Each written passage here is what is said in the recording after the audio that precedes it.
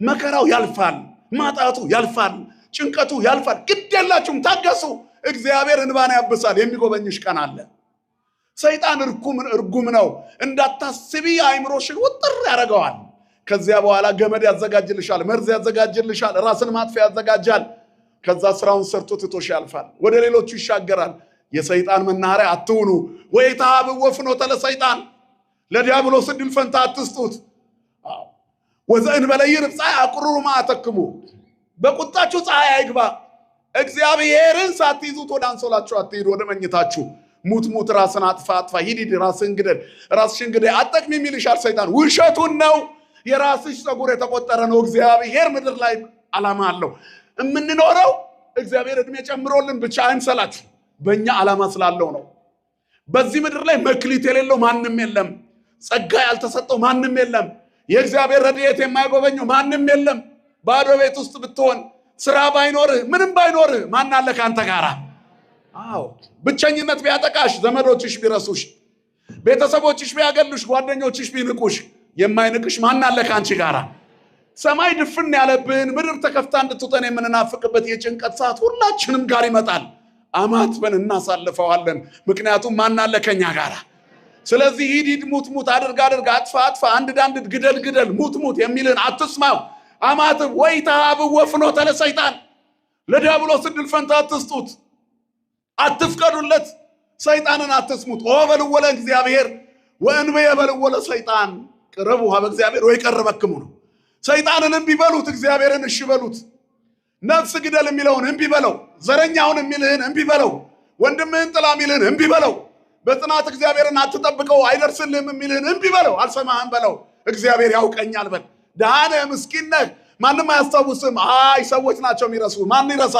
ማን ነው ማይረሳ አስማቡ የገደፉኒ እግዚአብሔር ተወቅፈኒ እናትና አባቴ እንኳን ረስተውኛል ማን ተቀበለኛ ለዳዊት እግዚአብሔር 7 የእሴይ ልጆች ሲያልፉን ኤልያብ ያማሩ የተዋቡ ከኤልያብ ውበት የበለጠ የሚያምረው ዳዊት ትዝ አላለውም ሌሎች ልጆች የሉ ምንም የለኝም አለ እሴይ ለእስራኤል ንጉስ እንዲሆን ግን እግዚአብሔር ካንተ ቤት ሰው አለው ኧረ አንድ ሕፃን ልጅ ነው የቀረው እሱ ደግሞ በግ ይጠብቃል ገና ብላቴና ነው አለው ሰው ፊትን ያያል እግዚአብሔር ልብን ያያል አይዞሽ ልብሽን ያያል እግዚአብሔር ስለዚህ ድንቅ እንዳመት ባልፊኛ ውጥር ትሉና ድንገት የሆነ ነገር ስታገኙ ዝናውንም አትችሉትም ቲክቶክ ላይ 1000 ሰው ሲከተልሽ በቃ ዓለምን በእጅሽ የጨበጥሽ ይመስልሻል ከዛ ጋር ብዙ ነገር ትሰሪያለሽ ከዛም በኋላ አንዱ መጥቶ ሲያስደነግጥሽ እንደ ልክ ስንጥር ነክቶ ጧ እንደሚለው ፊኛ ፈንድጣ ስናገኝም ድንገት ሰማይ እንነካለን በትንሿ የሆነ ነገር ሲደርስ ድንገት ትንፍስ መድኃኔዓለም ከዚህ ይሰውረን ክርስትና ሃይማኖት ኪዳኑ ጽኑ ተልእኮ ከባድ ጉዞው ረጅምና በብዙ መልኩ ፈተና ያለበት ስለሆነ በዝንጋታ የምንመለከተው ያለ ትጥቅ የምንሰለፍበት አይደለም ሁላችንም ኃጢአተኞች ነን ማንም ማንንም ጀጃ ያደርግም ማንም በማንም አይፈርድም ሁሉ ኃጢአትን ሰርተዋል እግዚአብሔር ክብር ጎድሏቸዋል ይላል መጽሐፍ እግዚአብሔር ግን ምንድነው መሐሪ ነው ምንድነው እግዚአብሔር ንገሩኝ ይቅር ባይ ነው በሉ እግዚአብሔር ምንድነው ይቅር ባይ ነው እግዚአብሔር ምንድነው መሐሪ ነው እግዚአብሔር ምንድነው ከመና ሸፋይ ነው እግዚአብሔር ምንድነው ፍቅር ነው ክብርና ምስጋና ለስሙ ይሁን የወደዳቸውን ሁሉ በዚህ ዓለም ያሉ ወገኖቹን ሊሞት ሲል እኮ ነው እስከ መጨረሻ ምን አደረጋቸው ወደዳቸው እነሱ ግን ምን ያዘጋጁለት ነው ሰይፍ ጅራፍ እየገመዱ ነው የጠፍር ጅራፍ እያዘጋጁ ነው በውስጡ ሚስማር እያደረጉበት ነው ስጋው እንዲቦጨቅ ጅራፉን እያጠነከሩት ነው ሰውነቱ እንዲገረፍ ጦር እያዘጋጁ ነው ጎኑን ሊወጉት ችንካር እያዘጋጁ ነው እጅና እግሩን ሊበሱት እሱ ግን ወደዳቸው የወደዳቸውን እስከ መጨረሻ ወደዳቸው ሊገሉት የመጡትን እስከ መጨረሻ ወደዳቸው አይኑን አስረውት ዘፈጠራሁ ለአይን ይሬኑ ወዘተከላሁ ለእዝን ይሰምዕኑ ይላል መጽሐፍ አይንን የፈጠረ አያይምን ጆሮን የተከለ አይሰማምን አይንን የፈጠረውን እግዚአብሔርን አይኑን በጨርቅ አስረው ሰው ሆኖ ቢመጣ እየገረፉ በጥፊ የመታ ማን ነው ትንቢት ተናገር ብለው አላገጡበት ቀለዱበት ተሳለቁበት መሳለቁ ሁሉ ለኛ የሚገባው ነው ሳለ እየከፈለልን የወደደንን እስከ መጨረሻ ምን አደረገን ወደደን ስለዚህ እግዚአብሔር ይወድሻል እህቴ ዛሬ ስለመሸም አይነጋ አይምሰልሽ ዛሬ ስለጨነቀ ነገ የሚያልፍ አይምሰልህ ማያልፍ አይምሰልህ ያልፋል እግዚአብሔር ማዕበል ማሳለፍ ይችላል አይችልም ይችላል ከመርከቧ ላይ አትውረዱ በራሳችሁ አትወስኑ። የራሳችሁ አይደላችሁም። በሚሞት ስጋችሁ ኃጢአት አይንገስ። ወኢታብኡ ፍኖተ ለሰይጣን ለዲያብሎስ ዕድል ፈንታ አትስጡት። እግዚአብሔርን ደስ የሚያሰኝ ነገር ብቻ አድርጉ። ጭንቅ ጥብብ ቢላችሁም ጌታዬ ሆይ አስችለኝ በሉት። ማጣቴን አስችለኝ፣ መገፋቴን አስችለኝ፣ መውደቄን አስችለኝ። እንደገና ታሪክ መቀየር ይችላል አይችልም? እግዚአብሔር ይችላል። ሁሉ ኖሯቸው ጴጥሪቃና ቴክታ ልጅ የላቸውም ነበር፣ ግን አልተማረሩም። ትልቁ ክርስትና በጉድለት ውስጥ ሆኖ አለማጉረምረም ነው። ኤልሳቤጥና ዘካርያስ በእግዚአብሔር ፊት ጻድቃን ነበሩ። ለምን? እንዴት ጻድቃን ሆኑ? ሞልቶላቸው አይደለም። ምንም ልጅ የላቸውም፣ ግን ምስጋና አቋርጠዋል እንዴ? አብርሃምና ሳራ እግዚአብሔርን በጣም ያመልኩት ነበር። የሚታይና የሚዳሰስ ነገር በሌለበት ዘመን እግዚአብሔርን በስነ ፍጥረት ፈልጎ ያገኘው ማን ነው? አብርሃም አይደለምን? አብርሃም አምላኩን ይወደው ነበረ፣ ነገር ግን ልጅ የለውም። አጉረምርሟል? አላጉረመረመም። አብርሃም አጉረመረመ የሚል አንድም የለ። አንድ ቦታ ላይ ያመለከተ ጌታዬ ሆይ እኔ ጋሻ ነኝ ሲለው እግዚአብሔር ምን ትሰጠኛለህ? አሁን እኮ ከድል በኋላ ግዳይ ጥሎ ሲመለስ ኮሎዶጎሞርንና እነዚያን ነገስታት ድል አድርጎ ሲመለስ፣ ሌሎቹንም ነገስታት ድል አድርጎ ሲመለስ በየድንኳኑ የድል ዜማ ይሰማል። የእሱ ድንኳን ውስጥ አንዲት ሴት ኩራዙን አብርታ ትታያለች። እሱ ደጅ ቆሟል። ወደ ራሱ ትልቁ ድንኳን ሲመለከት የሰው ጥላ ይታየዋል። የሚስቱ ሳራ መልክ ነው። በጧፉ ወይንም በኩራዙ ብርሃን ዝም ብሎ መሃል ላይ ቆመ። እንደተከዘ ገባው እግዚአብሔር ሳትለምኑት ይሰማል። ወዘእንበለ ንስአለው ይውፍቶተነ፣ ሳንለምነው የምንሻውን ይሰጣል እግዚአብሔር። ስለዚህ አብርሃም አለው። እግዚአብሔር በስማችን ይጥራን ሁላችንን። እኔ መልካም እረኛ ነኝ፣ በጎቼ ድምፄን ይሰማሉ ይሌለ። ጥሩ በጎች ሁኑ፣ ቀንዳም በጎች አትሁኑ።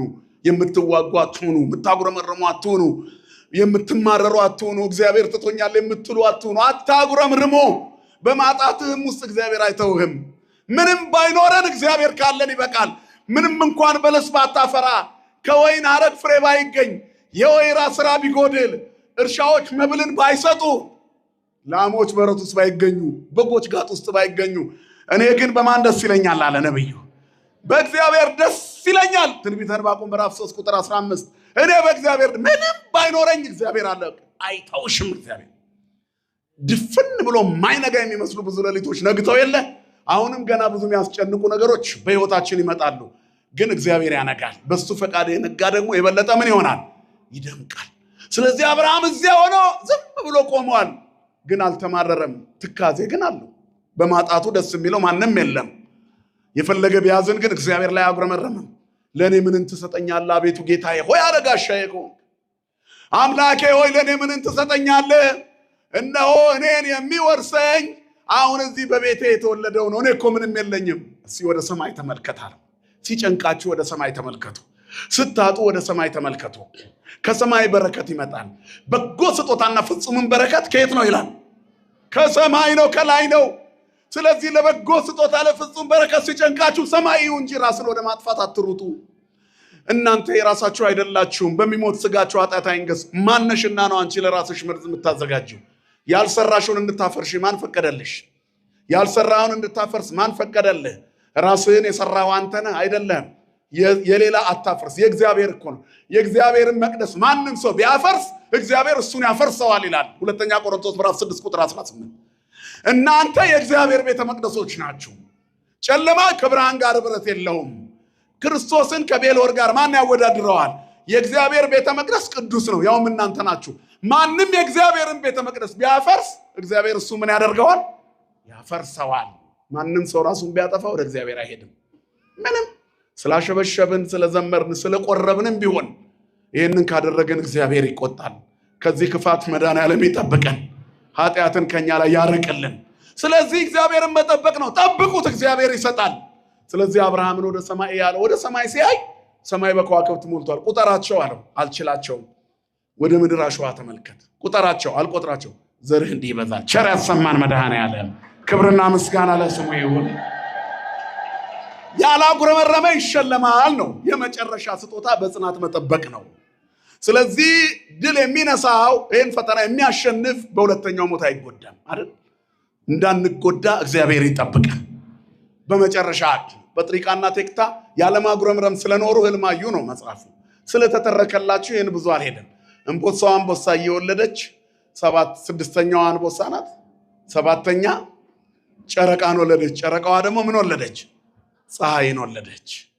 መፈክረ ሕልም ዘንድ ሄዱ፣ ተርጉምልን አሉት፣ ተረጎመላቸው። ደጋጎቹ ሴቶች እነ ሄርሜላ፣ እነ ደርዲ፣ እነ ኤሄሜን፣ እነ ቶና፣ እነ ሲካር ተወለዱ። ሃና ላይ ደረሰ። አንደኛው አንበሳ እሷ ናት። እቺኛው አንበሳ የነ ጴጥሪቃና ቴክታ ደረሰባት። ቅድም እንዳልነው መካንነት አስቸገራት። ኢያቄም የተባለ ደግ ሰው አግብታ ነበር። የሀብት ችግር አልነበረባቸውም። ነገር ግን በምድር ላይ የሚያኖራቸውን ነገር እንኳን ቢኖራቸው ዘራቸውን የሚተካ ልጅ ፈለጉ። እግዚአብሔር ሲሰጥም ትክክል፣ ሲከለክልም ትክክል ነው። የሞታችን ቀን ዛሬ ከሆነ እንኳን እግዚአብሔር ተሳስቷል? ንገሩኝ፣ ተሳስቷል? ለወቱ ስብሐት ክብር ለስሙ ይሁን የአባቶቻችን አምላክ። እሱ አይሳሳትም። እግዚአብሔር ሁል ጊዜ ትክክል ነው። በእኛ ህይወት የሚያደርገው ነገር ሁሉ ለበጎ ነው። በእግዚአብሔር ለተወደዱ እንደ ሐሳቡም ለሚኖሩ ነገር ሁሉ ለበጎ እንዲደረግ እናምናለን፣ እናውቃለን። ስለዚህ እግዚአብሔር በእኛ ቤት ልክ ነው። በአንቺ ህይወት እግዚአብሔር ልክ ነው። ምንም አይነት የተዛነፈ ነገር አታድርጉ።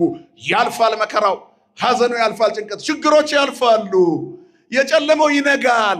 እነ ኢያቄምና ሐና ቤት ልጅ እንደማጣት ያለ ጨለማ የለም። እስኪያረጁ ልጅ የላቸው፣ ግን ጠበቁት። እግዚአብሔር የተቆረጠውን ነገር ምን ያደርጋል? ይቀጥላል። በስጦታው ድንቅ አምላክ፣ ስለማይነገር ስጦታው ማን ይመስገን አልኳቸው።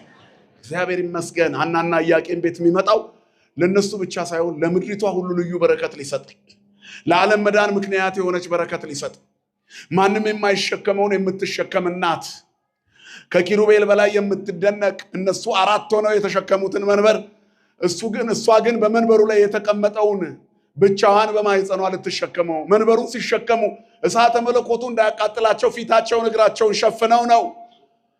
ነገር ግን በኪሩቤል ትከሻ የሚቀመጠው እግዚአብሔር በማህፀነ ማርያም ሊያድር ነው። እሱን የምትሸከመዋ የማትፈርሰዋ መቅደስ ዘይትትነሰት፣ የማትፈርሰዋ መቅደስ፣ የማይጠፋውን ፋኖስ አማናዊውን ብርሃን ክርስቶስን ልታወጣ ጨረቃ የተባለችው እርሷ ናት። የመጨረሻዋ አንበሳ ጨረቃ ወለደች። ጨረቃዋ ደግሞ ምን ወለደች? ፀሐይ ጽድቅ አርያማዊ ዘበንጽ መራዊ የተባለ ውእቱ ኢየሱስ ክርስቶስ፣ የንጽህና ሙሽራ በአርያም ያለ ፀሐይ አድሮባቸው በቅዱሳን ላይ የሚኖር ለዘላለም የሚያበራ የቤታችን ብርሃን እርሱ የምትወልደዋ ልትወለድ ምልክቱ ተነገረ። እዛ ጋር ሲደርስ አሁንም እግዚአብሔር የበለጠ ሊሰጥ ነውና ጽናት ያስፈልጋል። እስኪያረጁ ጸለዩ። ክሌቱ አይሩግ አመበከዩ ብካየ፣ ሁለቱ አረጋውያን ለቅሶን አለቀሱ፣ አነቡ፣ ጸለዩ። ሱባኤ በገቡ ባነቡ በጸለዩ ጊዜ ረከቡ ወለተ ዘታሰሰሪ ጌጋየ፣ ኃጢአትን አበሳን የምታስወግድ የምታስደመስስ ለዓለም ሁሉ መዳን ምክንያት የሆነች ኪሩቤል እንኳን መንበሩን ተሸክመው ያልቻሉትን የምትችል እሳተ መለኮቱን በማይጸኗ የምትሸከመዋን ድንግል ሆይ 7 የእሳት መጋረጃ በማይጸንሽ እንዴት ተወሰነ፣ እንዴት ተዘጋጀ ይላል አባ ሕርያቆስ። እምገቦኪ በየማንኑ ወእምገቦኪ በጸጋብኑ፣ በጎንሽ በቀኝ ነው ወይስ በግራ? በዚያ ጠባብ ማኅፀን ውስጥ አባ ሕርያቆስ ሊመራመር ፈለገ። 7 የእሳት መጋረጃዎች እግዚአብሔር በደብረ ሲና ለሙሴ በታየው ጊዜ 7ቱን የእሳት መጋረጃ አልፎ ወነበቦን 570 ጊዜ ሲነጋገር በአይኑ ማየት አልተቻለውም፣ ግን እንደ ባልንጀራ ተነጋግሮታል። እንግዲህ 7ቱ የእሳት መጋረጃ በእመቤታችን ማኅፀን ሊወሰኑ ነው። ከዛ እሳተ መለኮቱን የማይቻለውን ልትችል ነው፣ የማይወሰነውን ልትወስን ነው። ይቺ እመቤት ልትወለድ ነው። ሁለቱ አረጋውያን የጸለዩት ሊነጋላቸው ነው። እስከ መጨረሻ ለምኑት፣ እግዚአብሔር የጨለመውን ያነጋል። ስለማይነገር ስጦታው ማን ይመስገን። አሁን እግዚአብሔር ትልቅ ስጦታ ሊሰጥ ነው። ለነ ኢያቄምና ሐና ብቻ አይደለም፣ ለእኛም ሊሰጠን ነው። ውዳሴዋን ደግመን ክፉውን ዘመን የምንሻገርባት፣ የእሳት ባህር እንዳና የምንማጸንባት፣ ከግራ ወደ ቀኝ ከሞት ወደ ሕይወት ከርኩሰት ወደ ቅድስና ከሲኦል ወደ ገነት ለመግባት ምክንያት የምትሆነንን እሷን ሊያገኙ ነው። ረከቡ ወለተ ዘታሰሰሪ ጌጋየ፣ ይህን ሁሉ የምታሰጥ ሴት ልጅን አገኙ። ለወንጌላውያን ኩልነ ዘኮነተነ ምስካየ፣ ለወንጌላውያን ለሁላችን መጠጊያ ሆነችን። ያለ ወንጌል ይኖራል በዚህ ዘመን? ያለ ክርስቶስ ሕይወት አለ? ንገሩኝ እንጂ የለም። ያለ ስብከት ሳይሰበኩ መዳን ይቻላል? ንገሩኝ። ያለ ሰባኪ እንዴት ያምናሉ? ትልቁ የቤተ ክርስቲያናችን ዓላማ ወንጌል መስበክ ነው። ቤተ ክርስቲያን የተጠራችለት ዋና ዓላማ ወንጌልን ለፍጥረት ሁሉ መስበክ ነው። እግዚአብሔር አንድ ልጅ ቢኖረው አለ፣ አንድ የነገር መለኮት ሊቅ፣ እሱንም ሰባኪ ያደረገው አለ። ዓለም ነፃ የምትወጣው በወንጌል ስብከት ነው። ወንጌል ነፃነት ነው። ወንጌል አርነት ነው። ወንጌል ሕይወት ነው። ወንጌል ሰላም ነው። ስለዚህ በወንጌል ለምንኖረው ለአዲስ ኪዳን ምእመናን የምናገኘው ክርስቶስን እሱን ልናገኝ በአማላጅነቷ ጥላ እንከለላለን። ሰው ሆነ የምንለውን በእርሷ መልክ ውስጥ የሥጋዊ መልኩን እናይበታለን። እግዚአብሔርን የምናይባት መስታወት ትሆነናለች። ስለዚህ እሷ የተወለደችው ንዕድ ክብርት እመቤታችን ለወንጌላውያን ኩልነ ዘኮነተነ ምስካየ ለወንጌላውያን ሁሉ መጠጊያ ሆነችን። ስሟ ለዘላለም የተመሰገነ ይሁን። ስለዚህ በዛሬው ዕለት በምድር ላይ ሰማይ ተወለደች ብሎ ሲነግረን ኢያቄም ወሐና ወለዱ ሰማየ ወሰማዩ ሙኒ አስረቀት ፀሐየ። ኢያቄምና ሐና የወለዷት ሰማይ ነች። ያቺ ሰማይ ደግሞ ምን አወጣች አለ? ፀሐይ አወጣች። ዛሬ ግንቦት 1 ቀን በሊባኖስ ተራራ ላይ ምድር ሳትሆን ከምድር የተገኘች ነገር ግን ሰማይ የሆነች ተወለደች። ደስ ይበላችሁ፣ ማርያም ተወለደች። ሰማይና ምድር የማይወስኑትን የምትወስነዋ ዛሬ ተወለደች። ለቀዳማዊነቱ ጥንት ለዳህራዊነቱ ፍጻሜ የሌለው እግዚአብሔር ወልድ ከሦስቱ አካል አንዱ አካል ኢየሱስ ክርስቶስን የምትወልደው እመቤት ዛሬ ተወለደች። ደስ ይበላችሁ። ትልቁ ክብራችን ይሄ ነው። እግዚአብሔር ለዓለም ሁሉ መድኃኒት ሊሆን አስቀድሞ ከኛው መካከል ለኛ ልዩ ስጦታ ሰጠን። ለምድራውያን ለኛ ከምድር መሃል ሰማይ አወጣልን። አንዲት ድንግል አሐቲ ልዩ የሆነች ለእናትና ለአባቷ በምድር ሁሉ መካከል መድኃኒትን ሊሰራ የመረጣት እርሷን ወደ እርሷ ዘንድ ተላከ። አንዲት ናት እመቤታችን የተወለደችው። ስለ መወለዷ ብዙ ታሪክ አለ። ሰዓታችን ስላለቀ ምንም ማለት አንችልም። ግን ምን እንላታለን? እሞሙ ለሰማዕታት እንላት የለ? የሰማዕታት እናታቸው ቀላል አይንሰላችሁ። በሰማዕትነት ታሪክ ውስጥ እንደ እመቤታችን መከራ የተቀበለ የለም። ለእሷ ወደዚህ ዓለም መምጣት መከራዋ ነው። የእሷ መምጣት ግን ለእኛ ረፍታችን ነው። ሰንበተ ሰንበታት ማርያም፣ ሰንበተ ሰንበታት ማርያም ዕለተ ብርሃን እንላታለን። ለእረፍት ዘኮንኪ ጽላተ ኪዳን የትውልዱ ማረፊያ ናት። ድንግል ማርያምን ስናስብ የሚታየን ክርስቶስ ብቻ ነው። ክርስቶስ ኢየሱስ ብቻ። መልኳ የአምላክን መልክ ይመስላል። አዎ፣ እኛም መልካችን የማንን መልክ ይመስላል? ቅዱስ ጳውሎስ እኛስ የክርስቶስ ምን አለን ይላል? ልብ አለን ይላል። አያችሁ። ስለዚህ ድንግል ማርያምን ስናይ ክርስቶስ ነው። ደግ ሰው ስናይ የእግዚአብሔርን መልክ እናይበታለን። አይደለም? እግዚአብሔር ማን ነው ቢባል ደጉ መልካሙ ሰው እሱ የእግዚአብሔር ምልክት ማሳያ ነው።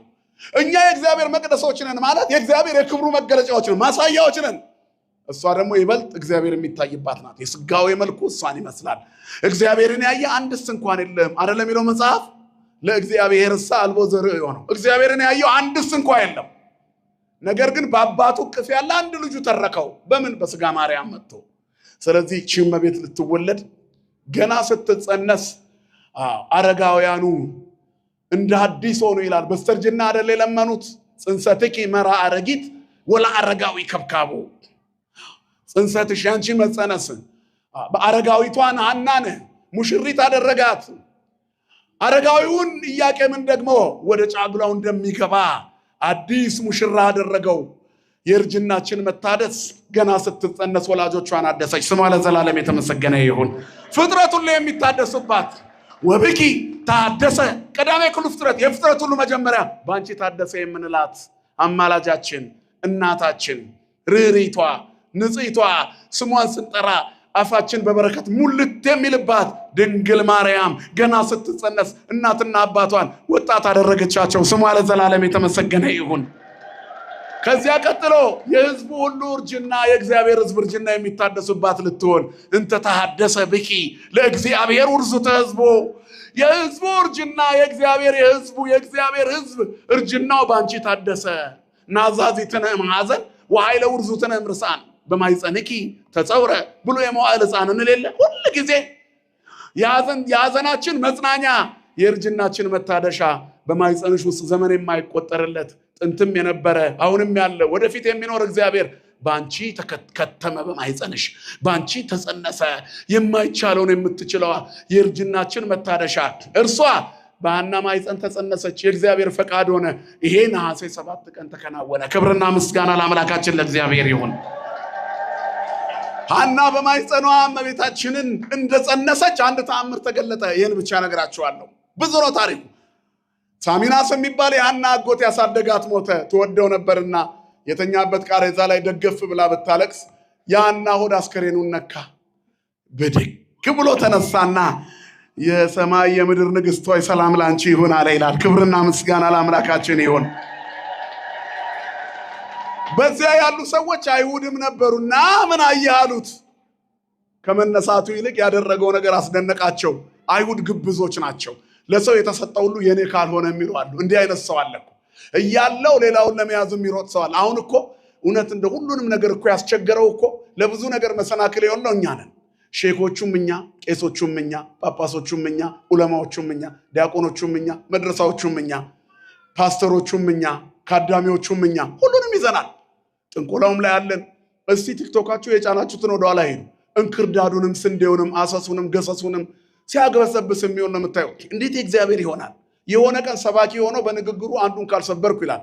የሆነ ቀን ነውረኛ ቃል ካፍ ሲወጣ ታዩታላችሁ። የሆነ ቀን ነጠላ ለብሼ ካልሰበኩ የሚል ታያላችሁ። የሆነ ቀን ደግሞ እንደው መርዝ ሲተፋ ታዩታላችሁ። ከእግዚአብሔር ያልተሰራ ሰው እዚህም እዛም ይረግጣል። እግዚአብሔር ከዚህ ይሰውረን ሁላችንን። ክርስቲያን ወጥ ማንነት ነው ሊኖረው የሚገባው። መንፈሳዊነት በአካል በተግባር የሚገለጥ ነው። ማንም በእኛ መሞት ሁሉ በልኩ ቢመላለስ፣ ሁሉ በጸጋው ቢመላለስ ዓለም ባልቆሸሸች ነበረ። ነገር ግን ሁሉ ያምረናል። የኛ ችግሬ ነው። አይሁዳውያንም እንደዚህ ናቸው። ነብይ ሲያዩ ነብይ ካልሆንኩ ይላሉ። ትልቅ አዲስ ነገር ካዩ ያንን አዲስ ነገር ነቢያትን እየዞሩ የሚገድሉት ለምን ይመስላችኋል? ሲበልጧቸው እየተበሳጩ እኮ ነው። እግዚአብሔር እንዴት እነሱን ያናግራል? እኔ እያለሁ የሚሉ ሰዎች አሉ።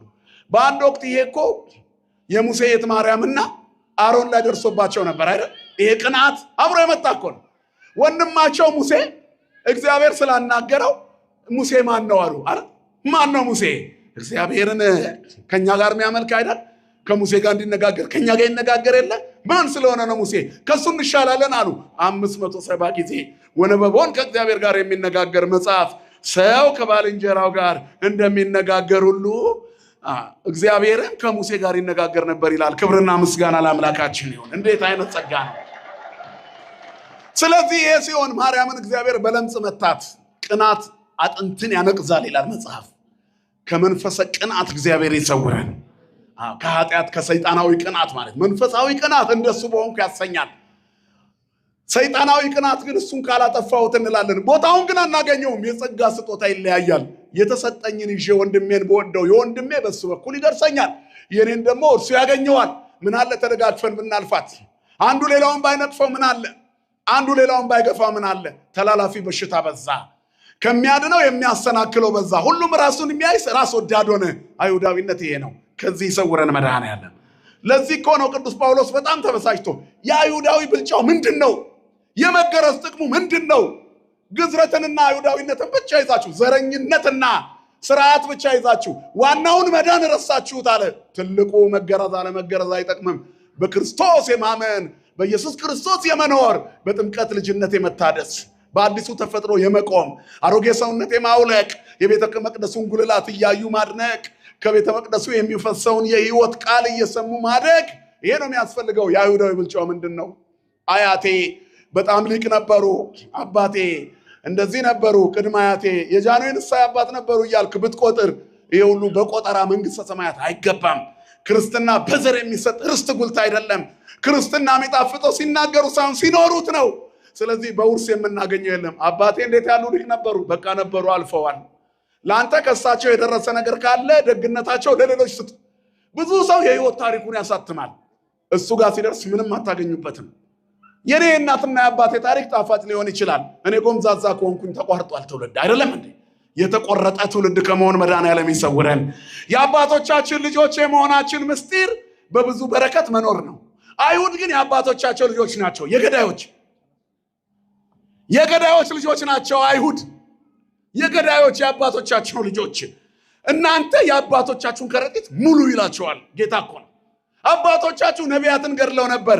የነቢያቱን ንጉሥ መድኃኒቱን እናንተ ደግሞ ልትገድሉት ነው። የአባቶቻችሁን ከረጢት ሙሉ። እናንተ የመርገም ልጆች ናችሁ ሲላቸው፣ እኛ ግን የበረከት ልጆች ነን። እኛ የተክልዬ ልጆች ነን አይደለንም እንዴ? እኛ የቅዱስ ጊዮርጊስ ልጆች ነን አይደለንም ወይ? ነን በሉ። እኛ የተክለ ሃይማኖት ልጆች ነን። እኛ የገብረ መንፈስ ቅዱስ ልጆች ነን። እኛ የቅዱስ ያሬድ ልጆች ነን። ከአፋችን ዜማ እንጂ መርገም አይንቆረቆረም። ክብርና ምስጋና ለአምላካችን ለእግዚአብሔር ይሁን። ማህሌቱ፣ ቅዳሴው፣ ሰዓታቱ የኛ ነው። ወንጌሉ የኛ ነው። ኦርቶዶክስ ትስበክ ክርስቶስን። ኦርቶዶክስ ትግለጠው መድኃኒቱን። ከነናቱ ምስለ ፍቁር ወልዳ ብላ ነው የምትናገረው። እግዚአብሔር ሰው ለመሆኑ ማስረጃው እናቱ ያቀፈችው ስዕልኛ ቤት አለ። ዝም ብለን ኢየሱስ ብቻ አንልም። ሕፃኑን ከእናቱ ጋር በግርግም ታገኙታላችሁ። የመወለዱ ምልክት ወላጅ እናቱ መኖሯ ነው አይደለም እንዴ? ስጋ የመልበሱ ምልክት ጡቷን አጥብታ የምታሳድገው እናት መታየቷ ነው። ማን ይመስገን? ስለማይነገር ስጦታው እግዚአብሔር ይመስገን። ይሄ ድንቅ ስጦታ ነው። ስለዚህ ወዲያው ተበሳጩ፣ ያሳድዷት ጀመረ። ሐናን በስደት ሊባኖስ ተራራ ላይ ንዕድ ክብርት የሆነች ከፀሐይ 7 እጅ የምታበራ ክብሯ ከአድባራቶች ሁሉ ከፍ ከፍ ያለ የተራሮች ሁሉ ተራራ በተራራው አናት ላይ ተወለደች። ክብርና ምስጋና ለአምላካችን ይሁን። ንፍሮ የምንቀቅለው ለመበተን አይደለም። የይድረስ ይድረስ የደስታ ምልክቱ ያን ጊዜ የተዘጋጀው ይሄ ብቻ ነበር። የወቀጡት የተሸከሸከው ገብስ የተዘጋጀው ዝግጅት ለመመገብ አልተቻለም። ጥለውት ወጥተዋል። አይሁድ ምን አድርገዋቸዋልና አሳደዋቸዋል። መጥቁል የተባለ ጠንቋይ ሲያሳድዳቸው ቆይቷል። ከመወለዷ በፊት መከራ የጀመራት እናት የመከራ እናት ሆነች። እመሙ ለሰማዕታት ተባለች። ልጇን መከረኛ ሆነ። እሷ ደጅ ተወለደች። ልጇን ደጅ ወለደችው። እናትና ልጁ ደጅ የወደቀውን አዳምንና እናንተን ወደ ቤታችን ሊያስገቡን ደጅ ተወለዱ። ምክንያት ደይን እንላታለን። እሷ ደጅ ተራራ ላይ ተወለደች። ሊባኖስ ተራራ ላይ ትትለያሊ ማድባር ወማርስተ አውግር ነዋሃት ይላታል አባ ጊዮርጊስ ዘጋስጫ እና አብየኪ ኦብሩክት ማይፈረ መለኮት ማርያም ከተራሮች ትበልጫለሽ፣ እድሜ ጠገብ ከሆኑ ጋራዎች ትበልጫለሽ። ምን ማለት ነው? ከአባቶቿ የምትበልጥ የአባቶቿ ልጅ ተወለደች። ለአባቶቿ እናት የምትሆን የአባቶቿ ልጅ ተወለደች። ክብርና ምስጋና ለአምላካችን ለእግዚአብሔር ይሁን። ይህንን ለሁላችንም ማን አደረገ? እግዚአብሔር አደረገ። ፀሐይን የምትጎናጸፈው እናት የፀሐይ እናት ልትሆን ተወለደች። ብእሲት እንተ ትለብስ ፀሐየ ወወር ታይተገሪያ ወዲበ ርእሳ አክሊል ዘአስርቱ ወክልኤቱ ከዋክብት። እዛ ራዕየ ዮሐንስ ምዕራፍ 12 ላይ ተጻፈው ጨረቃ ከእግሮቿ በታች ሆነ። ፀሐይን የተጎናጸፈች በዙሪያዋ 12 ከዋክብት ያሉ የታላላቆቹ የ12ቱ አበው የ12ቱ ሐዋርያት የብርሃን ማግኘታቸው የምስጢር መገለጥ ምክንያት የሆነች የቀደሙ አባቶች ከሞት ወደ ሕይወት የሚሻገሩባት ድንግል ማርያም ተወለደች። ክብርና ምስጋና ለአምላካችን ለእግዚአብሔር ይሁን። ስለዚህ የስጦታ ለሁላችን ተሰጠ። ከመሰዶምም ኮነ ብለናል። እንደ ሰዶም በሆን ነበር እግዚአብሔር እሷን ባይሰጠን። በዚህ ምክንያት ናዛዚትነ ማኅፀን እንላታለን። የሐዘናችን ምን መጽናኛ። ያ ብቻም አይደለም፣ የእግዚአብሔርንም ስጦታ እናደንቃለን። ኪያኪ ሰናይት ዘፈጠረ ለቤዛ ዓለሙ እግዚአብሔር ይትባረክ ወይታኮት ስሙ። ዓለምን ለማዳን የመዳን ምክንያት ይሆንሽ አንቺን የፈጠረ እግዚአብሔር፣ ለዓለም ቤዛ ሊሆን አንቺን የፈጠረ እግዚአብሔር ስሙ ለዘላለም የተመሰገነ ይሁን። ስለማይነገር ስጦታ ማን ይመስገን? ክብርና ምስጋና ለስሙ ይሁን። ወስብሐት ለእግዚአብሔር።